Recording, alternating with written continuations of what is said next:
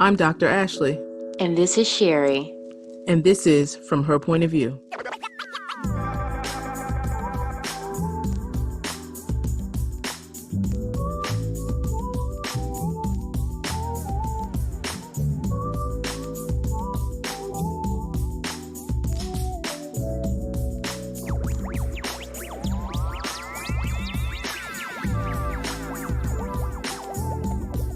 As we talked about in our intro, this season is focused on all things sex. So, sexual encounters, they begin in the mind before any touching even happens. And so, we have a special guest with us today that's going to talk to us about some things that we maybe haven't thought about. We're speaking with Suzii, the host of Just.Press.Foreplay, and we invited her to join us in this episode to really help us build the foundation for this season. So Suzii, tell the audience a little bit about yourself and your background and your platform and everything. Yeah, so I'm very much a spiritual person. I would say a little bit on the metaphysical side when it comes to like the way I like to look at things. We were raised pretty sheltered, my sister and I, and so we started the podcast together because I'm very open about sexuality and she's a little more on the shy side. So it's like a good balance for us to kind of expose her to some more things and for me to kind of, just bring to the younger generation, like what questions are not being answered. Because I know growing up, sex was never talked about. And so you kind of explore on your own. And that's not always the best or healthiest way to do it. And then you got to recover from all the traumas of that. So yeah, to me, sexuality was exciting. And so I felt like there's so much ancient wisdom around it and so many things that we don't understand about the energy with it. So it's exciting to me. I love exploring the topic. You make a good point about it not really being talked about. And since there's so much ancient wisdom around it, why do you think nobody's talking about it, in the home, as we start as children?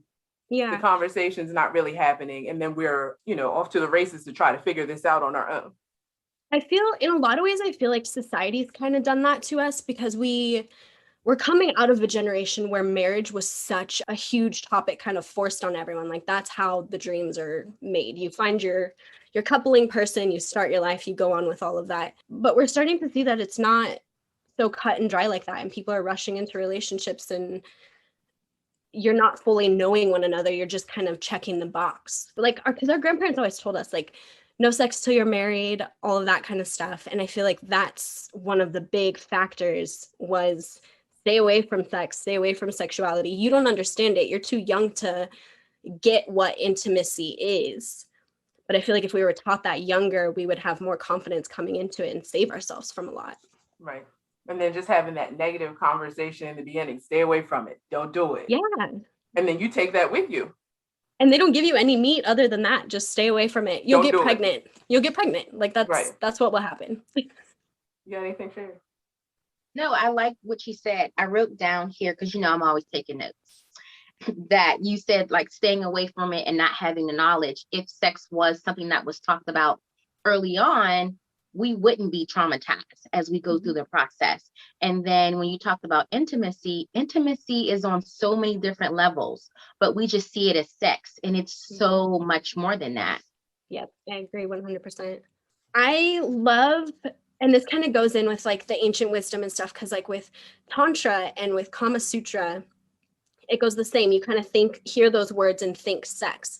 But the whole point of those is to pull you away from sex and put you back to awareness, put you back to the intimate moments, put you back to noticing your partner, put you back to, like for the masculine energy, holding space for your partner so that the divine feminine can be creative and sitting back and admiring them. So for those who don't know or understand, explain what divine feminine means. Divine feminine. So I think that masculine because I don't like to categorize people by gender. I feel like that goes back to the same things with marriage. Like it's this societal construct that's been put on us, but we all live in a spectrum. And there's people born so many different ways that to say it's just male and female is kind of silly. Like some men are born with two penises. That's fact, so we're on the spectrum of stuff. So when we look at it that way, then we can start to tap in, like, what type of energy am I bringing? And that's where divine and masculine and feminine come from, because it's an energy that you're bringing. It's an energy that you're harnessing It's like the essence of what someone feels when they're around you. So it's like an embodiment, kind of, if that makes sense. That does make sense. And thank you for clarifying that, because, you know, growing up and having that experience, you'll see a lot of, I'll say old school mom and dads, aunts and uncles will refer to, let's just say, the nephew or the son. Oh, he's not gay. He's just feminine. He's giving off an aura of what that looks like to society, but no, he's not gay. And the same thing for a woman, and say, oh, well, she's acting hard per se. And hard would be in the category of what masculinity would actually be, but she's a female. So it's better to understand the terms when using them, because we could be using them completely wrong. And then you're identifying a person based on that. And that's just so like in the tunnel of things, like you're not giving space for anything. Because we all carry qualities of both, right? Like, I feel like I have days where I'm masculine driven and I have days where I am feminine driven, and both are okay and both are accepted as long as I'm the one who accepts it within myself. And especially in a relationship, when you consider being in a relationship, you'll have women who are more of the masculine type and the man is more of the feminine type, but there's nothing wrong with that. Right. And it works for them. So defining that energy and then relating it to a sexual experience, essentially the first step in the encounter is connecting with yourself. Yeah, I would say like inner awareness and in attuning to yourself, because a lot of times like our body speaks to us in so many ways, and we look at it as like, oh, I'm just having anxiety. Well, that anxiety is a representation of something. I was having huge fits of anxiety. Well, it's because I was lying in a lot of aspects of my life. As soon as I got a handle on that, as soon as I was transparent with not only myself, but the people around me, it went away. And it doesn't pop up. And if it does pop up, it's not as strong. And so how do those things translate into what's happening in this sexual experience? Yeah, so it just goes with being more attuned, because like when you're going into sexual experiences, if you're having all of these things weighing on you of like, am I looking this way? Am I this? Am I that? That's the energy you're bringing in. So your partner is now a part of feeling that energy as well. And they may not know it. They might just feel like, is this awkward? I'm not sure. Like we're both not really communicating, but we both kind of feel something. And it's just because you're both not being present. It's like being caught in your mind and just sitting with those thoughts that aren't necessarily important right now. And as you brought out, communication, that's a big one. So once you get in tune with yourself, then communicating that to that other person. Yeah. And the nice thing is like, the more you're in tune, the more you aren't fazed by someone trying to like throw gaslighting terms at you, whether it's subconscious or not.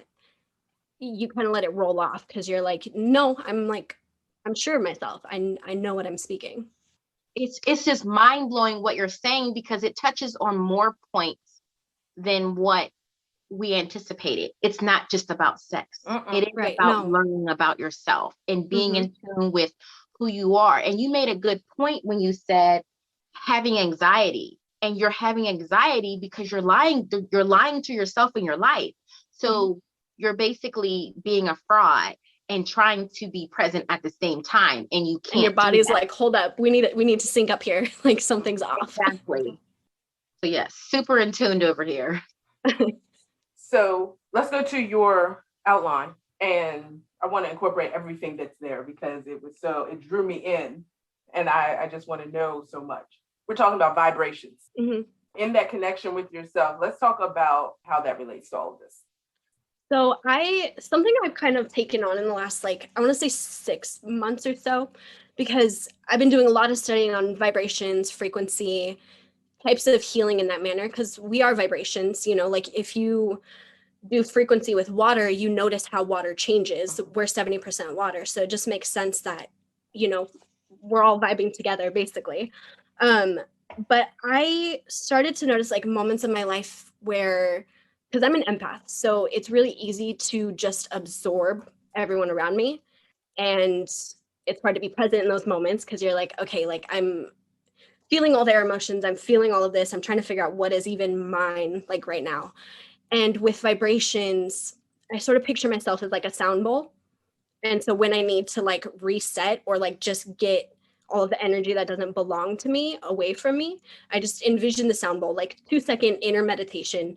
You envision the sound bowl, and now you are a part of what's being put out into the earth. It's no longer everything just coming at you. And I feel like that's where so much of this stuff comes from, is we're like so conditioned to just take it all and not have control of what we're putting out. That actually goes back to the quote, well, part of the quote that we posted, where it said, we tend to, well, like when people say, well, how are you feeling?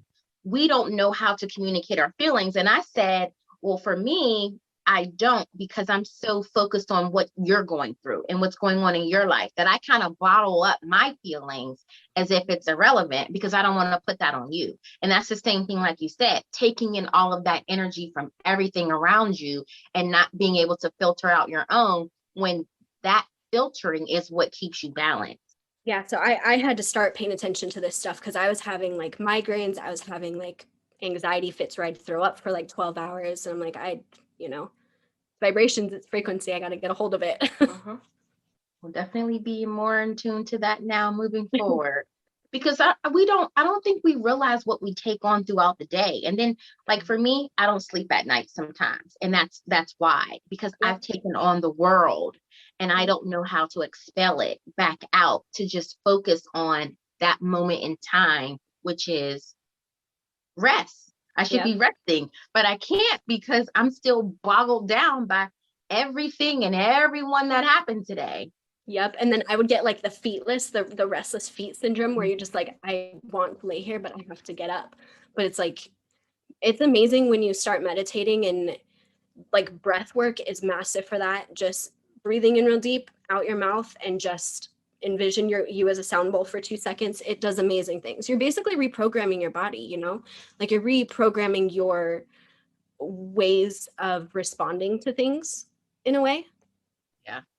I think so if you're carrying all of that while you're trying to sleep or rest, imagine how much you carry of that anxiety when you're trying to be intimate with someone.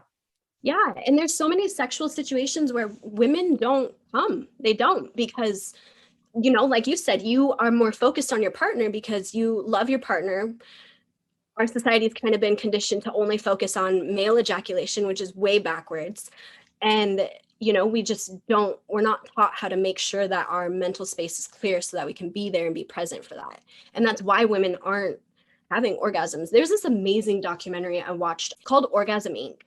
And in there, Orgasm Inc. And they talked about, it wasn't intended to go this way. It ended up taking a pharmaceutical route because they had found out that pharmaceutical companies were trying to pump women full of steroids and then estrogen, telling them that they have issues with orgasms, when in reality, the questions that they asked were kind of tailored to making it seem like a dysfunction was there when it didn't need to be.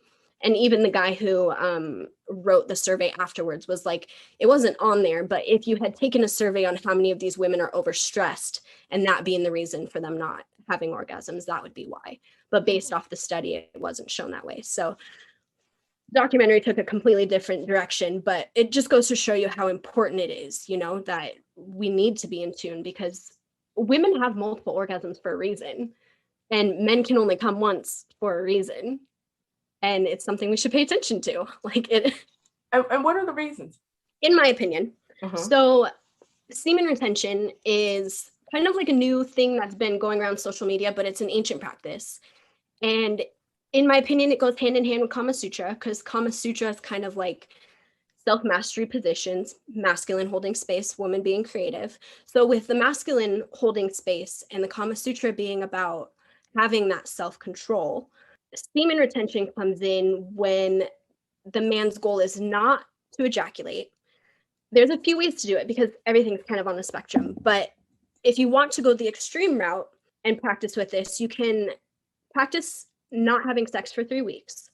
Then whenever you have moments that are arousing, transmute that. So like go work out or something like that. And then when you do come into a sexual experience, you're going to have a lot stronger, this is for the men, they'll have a lot stronger of an orgasm because they've spent so much time controlling the boner, basically. So if you don't want to go that extreme and you still want to be having sex, then through the Kama Sutra, you're essentially holding those positions, holding your self-control, not allowing yourself and not focusing on coming. And then men who are really good at it can actually send that ejaculation back up into themselves and not actually have the ejaculation come out. Yeah. And this goes back into, there's so many nutrients in it, brain power, all kinds of amazing things. So men who are depleted of all of their energy, they're wasting their semen. They don't have self-control of it. They're not practicing all of those self-control aspects that are part of having that huge divine masculine energy about yourself.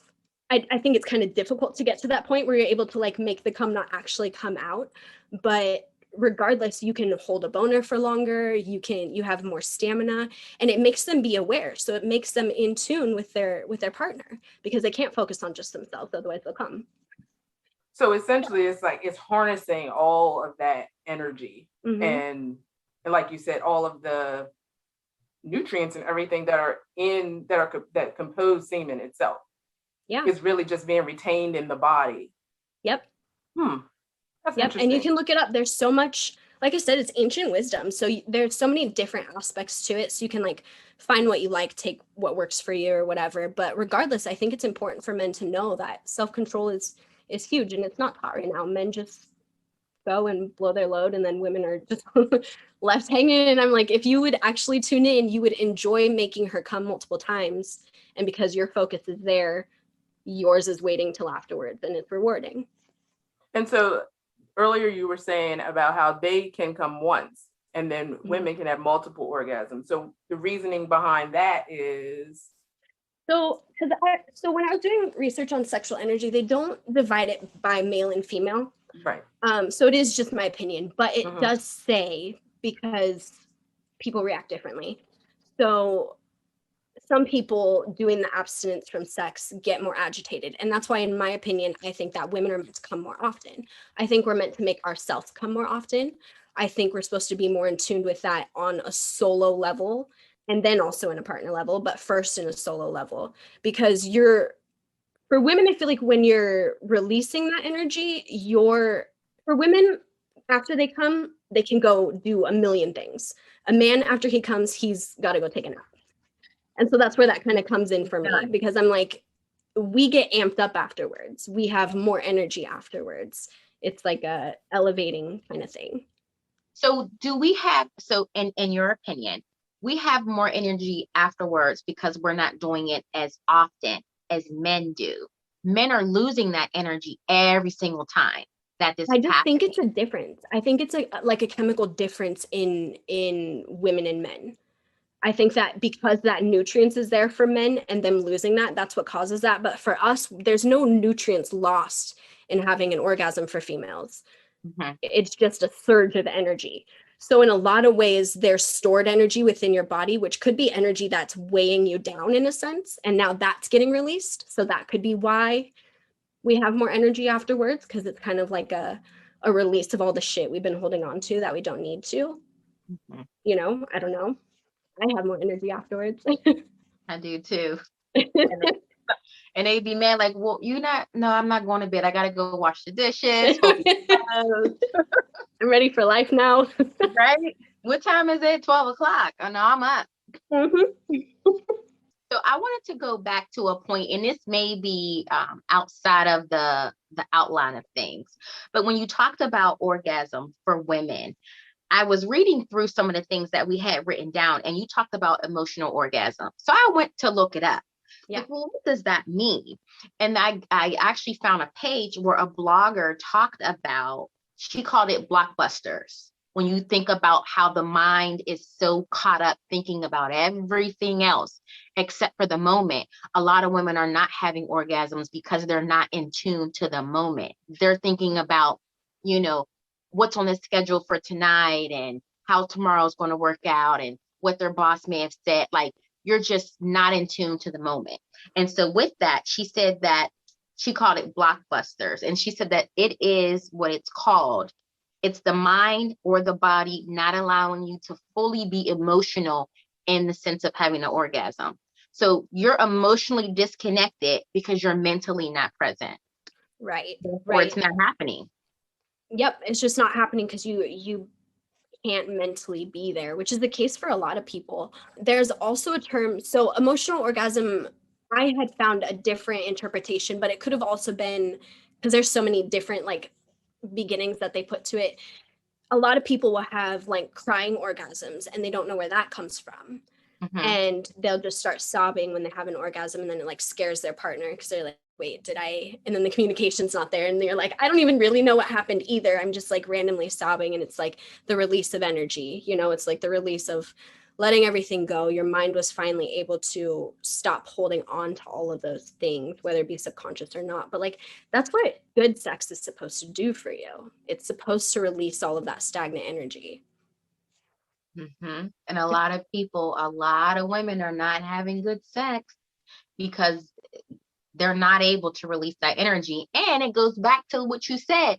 The man can't do sperm retention long enough to give her what she needs. And he doesn't even try. He doesn't even know he needs to try, because growing up, like, all we've ever been told is that men jack off all the time, and women, you should not be touching yourselves like until you're married. And I think it's backwards. And I feel like, well, by that time you're screwed as a woman because you have no idea what you're getting yourself into. He has explored the road up and down, and he knows exactly what he likes. He knows exactly what he wants. He knows exactly what his spot is. And you're going into this marriage, with this person being your first. And there's no shade or backlash to anyone who's done this. We're just saying that you go into the experience not knowing anything. And now you're trying to figure it out with someone who is extremely experienced, but probably lacks patience to understand why you're not where you should be in their mind.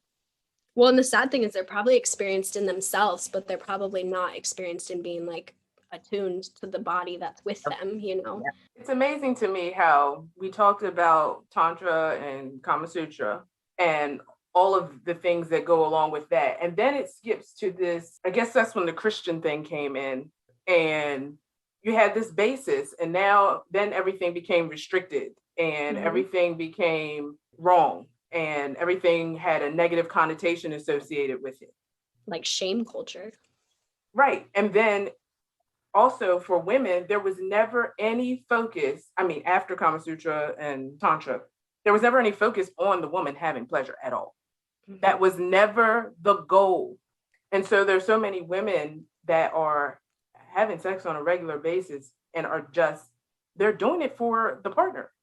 And I'm saying this in a heterosexual relationship, of course there are other relationships and other interactions, but there was never any focus on the woman's pleasure. And that just aligns with everything else in a patriarchal society. That it was never about us. Yep. So like when you study Kama Sutra and you study Tantra, they talk a lot about how sexual energy is one of the strongest energies that humans can basically harness. And I think that's why with religion, they wanted to pull so much away from that, because it's your own personal energy you harness. And I feel like a lot of religions want to keep things around worshiping, want to keep things around, this is the person, if you don't do what they say, then you're shamed, all of that. And that's not the reality of it. You are the person who judges yourself. You are the only person who can shame yourself. And so taking it back to that, then it's like, okay, well, then I can harness my sexual energy, because I feel like religion just wants to take it all away so we don't stay in tune with it. And you noted that we need to understand, you said understanding your focus is not selfish. And I think that when you hear that out loud, that understanding you is not a selfish thing, women and men, but more so women, because this is from her point of view, need to be reminded of that. It's okay to focus on yourself. It's not a selfish act. It's not a selfish thought. It's very important to be in tune with what it is that you want and what it is that you need. And then going back to communication, being able to relay that to the person that you're with. when we talked about, when Ashley was talking about religion and heterosexual relationships and the whole being in tune with one another, I think that a lot of women turn to other women for sexual satisfaction, because in the mind, it's the belief that she knows what I need because she's a woman. She knows how I feel because she's a woman. And for a lot of cases, a lot of women are turned off from men who have been with men, are turned off from men because for one reason or another, they just don't get it. Whereas though a woman could completely get you because she's a woman. Right. Well, a lot of women are also really afraid to touch themselves during sex. And it's one of the sexiest things for a partner to watch. And it's something that you shouldn't be afraid to do at all. Because for them to be able to watch you basically use them as a toy is erotic, because they're watching you in your divine self, pleasing yourself and using them to also do that. So it's like, it's allowing you to just be fully creative with yourself in the presence of that person. And it's like honoring to them, because they're like, wow, this is like a side of you that I don't always get to see. But that's why it's important for you to be comfortable playing with yourself by yourself as well, so that you can go into those situations with confidence. That's coming back to being in tune with yourself. Mm-hmm. And really, in all actuality, from my opinion, your sexual gratification is your responsibility. Mm-hmm. So he may not be doing this, that, or the other, but you should be in tune with yourself. You should know your body to know what you need, or how you need to move, or how you need to do this, that, or the other to get where you want to go. Mm-hmm. And you also got to get out your head too. Oh, so absolutely. It's like a catch-22. You could know what you want and know how to do it, but in the moment, you can't even focus on that because you have 10,000 other things going on in your head as well. Mm-hmm. True. Yeah, but by putting that aside and just like, because the other catch-22 of it is because like it's kind of annoying, like in sexual situations, you're like, I don't want to have to get myself off. I want to just get off being with them or whatever. But when you're doing that, it's allowing them to see how you like to be pleased too. And it's exciting for them because the next time, first of all, they're going to be thinking about it all the way until you guys do it again. And then the next time they're going to have like things that they want to try because they saw what you were doing to yourself, if that makes sense. So it's like, it comes back around. It's just like It does make sense. And we're actually going to have another special guest on within this season to talk about the use of toys and things like that. And I want to say that with women, so I have a lot of friends who they play with themselves by themselves, right? And they do that because the man is not comfortable with how they get off and what they're doing to themselves. So with you saying that, they're thinking about it, and trust me, they're probably thinking about it, but they're also in their feelings that this thing can make you feel that way and I can't. And I think they're missing the whole point of what's actually happening. Yeah, because it goes back to ego, and they're again thinking about themselves. Well, what is this doing that I'm not doing? And it's like, well, how about you step outside of that and just realize that this toy can do things that you're not going to be able to do. It's just fact, and there's going to be times where, like, if you've been drinking, your clit's going to be a little bit more numb than usual. And so a vibrator may be necessary if you're going to get off. Otherwise, you're not going to get off. And so we kind of have to get through this. It's almost like pushing through a veil. Like, we've got to get to this point where we're on the other side, where it's no longer a conversation of like the man being afraid of it, but instead he's like, okay, well, how can I use this to my best ability? I don't think toys are always necessary. And if he's uncomfortable with toys, touch yourself without toys first. Like, you can get yourself off that way too. You can. And if you need like, I don't know, like audio sensory to help with it, like maybe don't have porn on, but have like a little bit of sound of it or something like that on to help. You got to kind of recondition your body. There's some women who can only come from vibrators because that's all that they ever use. And I feel like that's a bad way to do it too. Like, you got to kind of balance and play around with things. If something's not working, try something else, but just keep communicating it. But you can't be shy from it. The more we let men just be shy. Yeah, you can't be shy and you can't be ashamed. So don't feel some type of way that this thing is the only thing that's working for you. Because like you said, recondition your body, understand what's happening, and then make the change to be able to be with somebody and still have that experience without the toys. Right. And I think that's probably going to be the whole mission of this season, is just trying to remove, like you said, get past the veil. We're going to remove the shame. You're going to get in tune with yourself. You're going to take responsibility for your orgasm, for your sexual pleasure. It's just really getting back in touch with yourself, because it's your responsibility. And the energy comes back around. It's not like your partner will be like, oh my God, you're You'll be doing it so good all by them. yourself. I don't want to be a part of it. Like, they're going to be completely aroused and excited by it.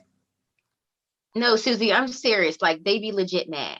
Like, legit. No, I know. I had a guy one time go, so was that from that or was that from me? And I'm like, okay, so does it matter because you still got to experience it? Did you not? Because you wouldn't have had that experience without this.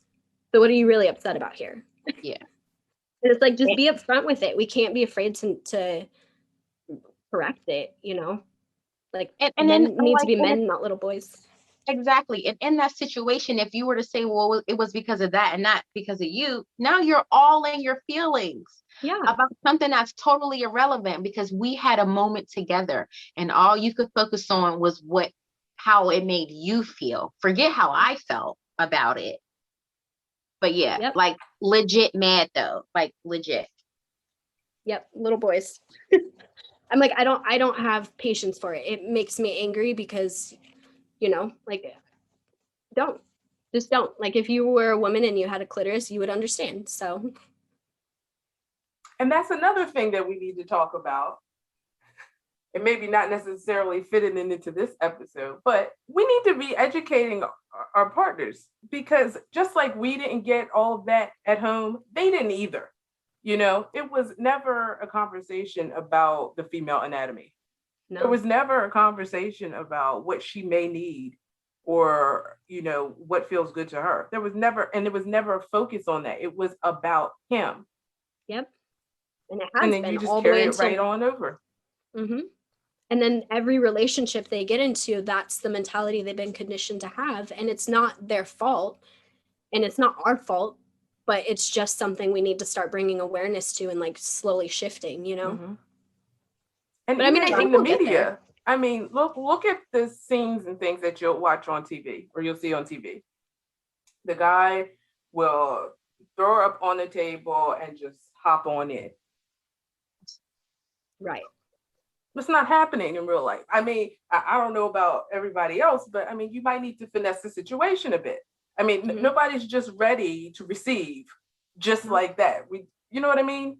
Well, and then we get put into the situations and it's like, if that's happening to you, you're like, am I supposed to just be, is this supposed to be like the hot moment? Am I overreacting because I'm not fully involved in it? Right. And it goes back to awareness. Like, men aren't taught to step back, breathe, and be aware of the body language, be aware of the words being said, be aware of the energy that you're feeling, because you're both feeling it, whether you're ignoring it or not, you're both feeling it. And even if you have to spin it in a way that makes them think that it's for their benefit, it is to your benefit to make sure that she is she's aroused, she's ready to go, that it is a good experience for her, because it will ultimately be a good experience for you. And men can't feel some type of way about being coached. Like, I'm telling you this so that we can have a better experience, not because I'm trying to make you feel some type of way. If you like sandwich it a little bit, I feel like they're more accepting, but you like have to say something like sexy first. Like, that's really great. Can you try this a little bit? Or like, you have to say the positive first. Otherwise, mood blown and they're like, wait, what? That's how I give feedback to my students. You have to give them the good, then this is what you need to work on, and you close out with something good. Yep. And I mean my students in the classroom, not my students in the bedroom. Oh man. He is Dr. Taylor, okay? Period. I wanted to talk about the mirror Yep, mirror work. Yes. So I wanted to talk about that just for a little bit, because I feel like it just goes back into self-love and getting more comfortable with yourself. I think that people who run into relationships without having that self-love, without being okay with making themselves get off first, you're depleting all that sexual energy we were talking about. So like, I guess that would be a way that women deplete themselves of their energy, because it's not a fulfilling sexual experience. You just kind of ran into it. But I feel like once you tune into being more comfortable with yourself, and it's very hard for people to be able to sit in front of the mirror and say affirmations and say, you are beautiful, I love you unconditionally, but it's so important for your sexual health, because no one is going to make you feel more comfortable in your body than you are, and it all starts with that. So you can do it in stages. Like, first, be comfortable with making yourself get off alone. Some people are extremely uncomfortable with that. Like, it disturbs them to think about touching themselves at all. But I think it's important to get it to the phase where you can like look at yourself in the mirror when you get yourself off. It's such an intimate moment with self that it's literally just going to liberate you and help you be more accustomed to what it is you like. Pay attention to your facial expressions. Like, it's beautiful. It's absolutely beautiful. And it's something we don't ever do for ourselves. Nope. That could even start with something very small. It's just really looking at yourself. Mm-hmm. I mean, even before you get into getting off or anything, but I mean, look at yourself, look at your body. Mm-hmm. Say nice things to her. Yep. Because she's done really good things for you. You know, you have to be kind to yourself, and that type of energy will translate. Yep. And then you glow afterwards. Like, you know, those times where you're like, I don't know what's going on, but everyone's hitting on me. Everyone's like, ex-boyfriend from 3 years ago just texted me and the other one did. Like, all that energy that you're accumulating, like, that's why, is because it's the unseen energy that you're building up, you know?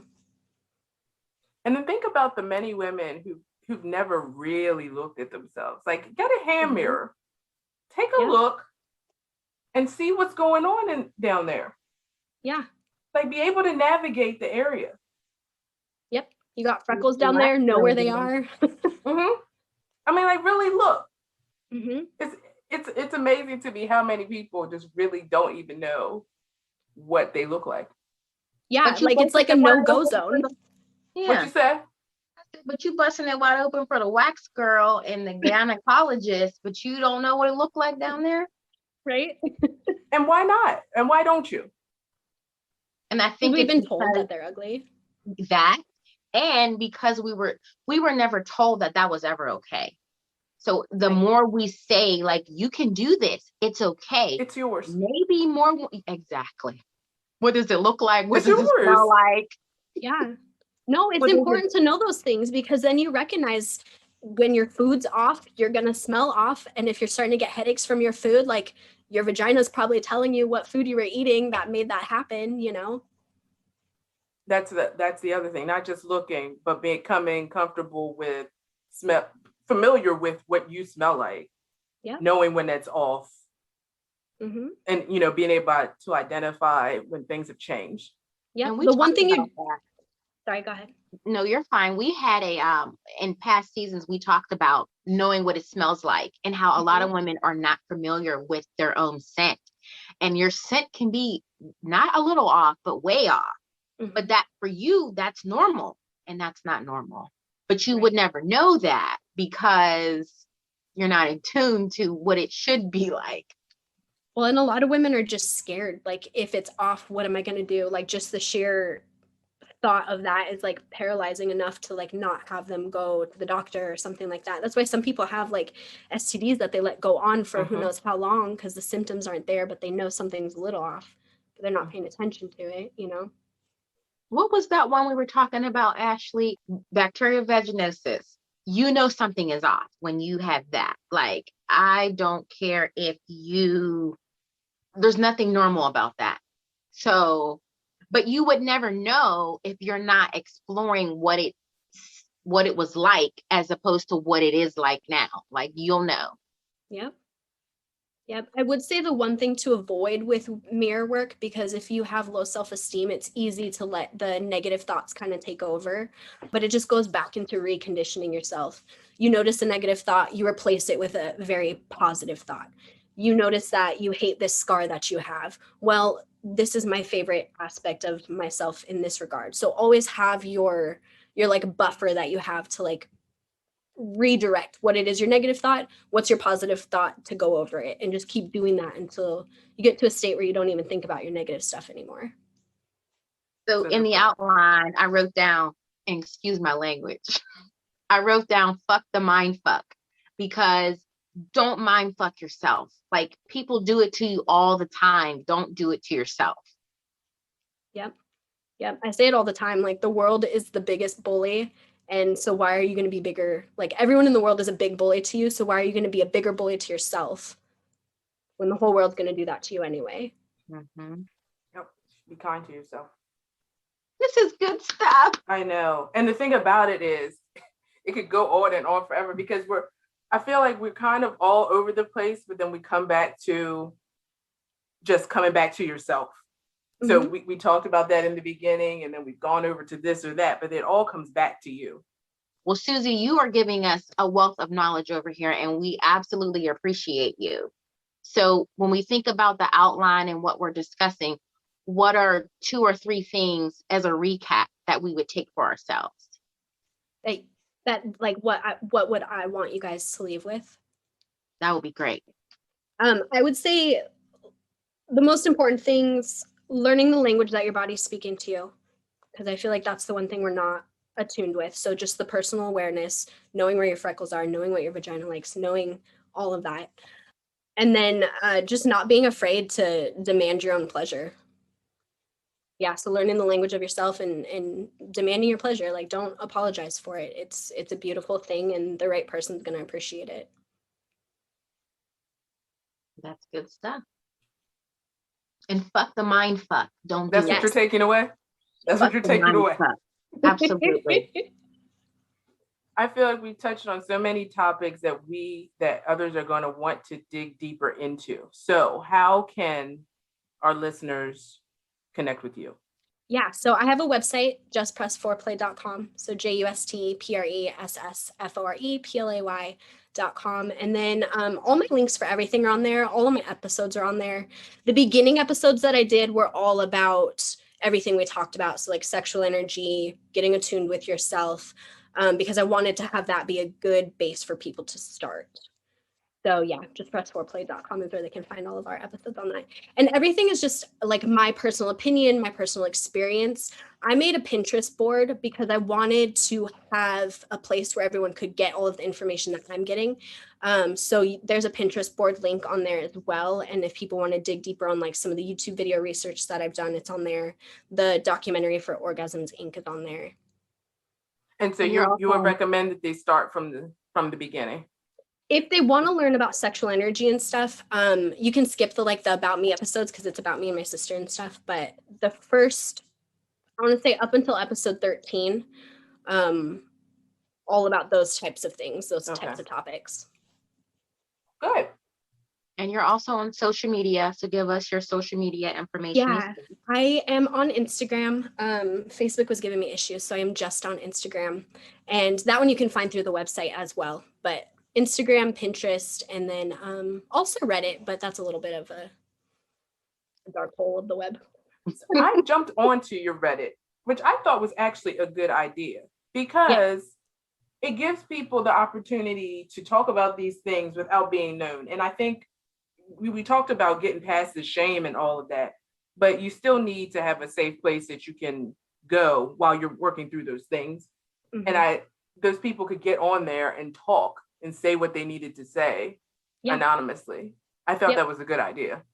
Yeah, no, I like it. And because some people are afraid to ask questions too. They don't want their name on there. So it's a good way to just keep all of it. Suzii, trust me, we know all about it. We've been trying to get our listeners to engage with us, and a lot of them kind of shy away from it because they don't want to be known. And we keep saying it'll be anonymous. You'll be anonymous. So maybe we need to be on Reddit, Ashley. Yeah. No, you should. Oh. You definitely should. It's easy for them to write notes and everything on there. So. Well, that's good. All right.